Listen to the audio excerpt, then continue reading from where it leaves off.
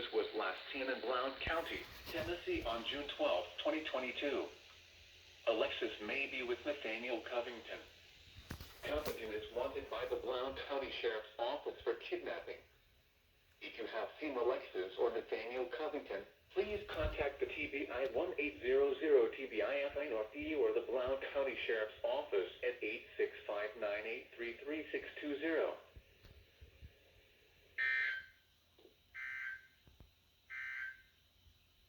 The current time is 11:36 p.m. Central Daylight Time. Now for the official National Weather Service forecast for the Purchase area. Tonight, partly cloudy. Lows in the mid-70s. Southwest winds around 5 miles an hour. Thursday, partly sunny. Highs in the upper 90s.